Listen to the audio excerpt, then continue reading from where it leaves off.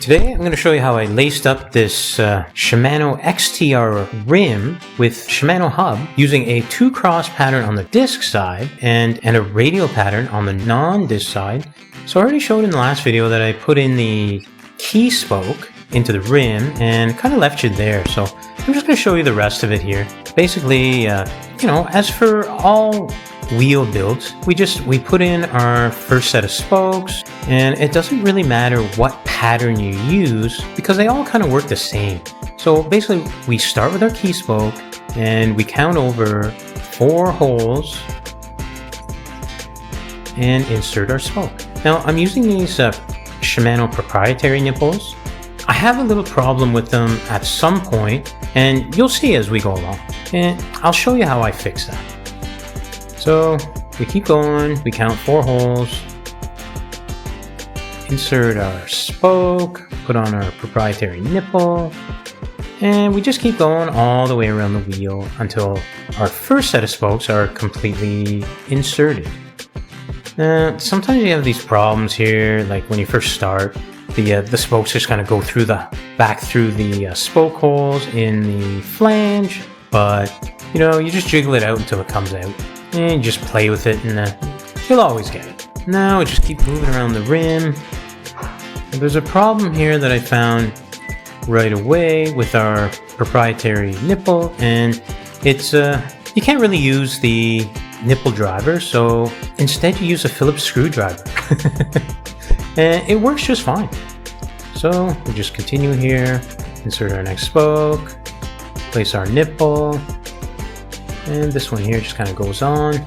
Now, this rim is offset. I guess I didn't really mention that in the other video. So the nipple holes, you kind of have to slide on an angle to get in because they won't just pull through just like normal. You kind of got to jiggle it in there. And that becomes a problem a little bit later because what ends up happening is some of the spokes, they just start sticking out. And you can see it's starting to happen right here. So just go around the wheel here. You see, some of them are sticking out, some of them aren't. And at this point, some builders might think that there's a problem with the rim. So maybe the rim is a little, it's ovalized, and they might just quit the build right here. But I've done enough of these that I know that sometimes the nipples basically just get caught up on the spoke hole, especially with these offset rims, because like I said, it doesn't just slide right through. Like, the spoke doesn't just slide right through, you kind of have to slide it through on an angle. So here we go, I'm just going to insert my second set on the disc side, and like I said, I'm going to do it with a 2-cross pattern. Now, we've already put in our first spokes, you count your 4 holes and you insert your spoke, and on the second side, what we do here is, there, you can see that problem again. But anyways, we cross one spoke, then we cross under the second spoke, and then we skip a hole, and it should fit perfectly. And there we go. You can see there's a small amount of threading sticking through the spoke hole. That makes it a little bit more difficult to insert our spoke, but for some reason these nipples just stick right onto the Phillips head, which is good. So we just thread it on as per normal, and at this point we know we pretty much have the right spoke lengths. And using a radial pattern on the non-disc side will make that a whole lot easier if the spoke lengths are a little short or whatever, because there's no crossing. And it's becoming a little bit more difficult because we just have that short bit of protrusion through the rim with the threading, so we really have to be careful we don't lose our nipple in the rim itself. And here we go, I'm gonna start tightening her up with the ratchet screwdriver, because it's becoming just a little bit more difficult to do with my fingers. And there's something you have to be aware of. You think that it's screwed on and it's not. So all I'm doing here is maybe this particular spoke's not working well with this nipple, so I'm going to just use another nipple and see if that works. I'm going to leave this on here just so you can see the trials and tribulations of building wheels, because it happens this way.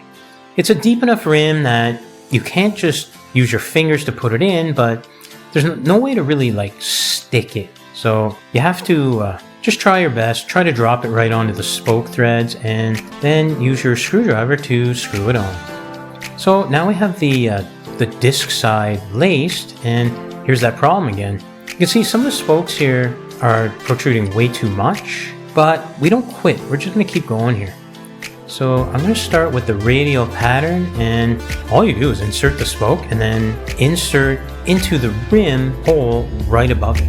Now what I did there is I just showed you the holes beside it and how the spoke would look trying to insert into the wrong spoke hole.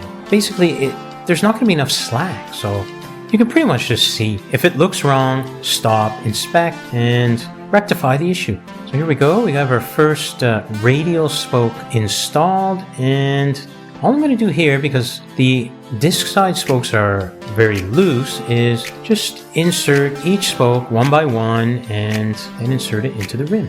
I could do all the spokes at once, but there's no real need for it. And, again, I'm just checking, making sure that the spoke is going into the right hole, and it's probably just habit at this point. And just to make sure, because I don't want to redo everything 2 or 3 times due to my own negligence. So as you can see there, it's getting a little tough to just tighten on with my finger, so I'm going over to my ratchet screwdriver. Here we go. We have the disc side laced up 2 cross and the non-disc side laced up radially. I hope this helps you out. It wasn't in depth, but it gives you an idea of how I did this. And if you want to see the full version of this video, you can click right here.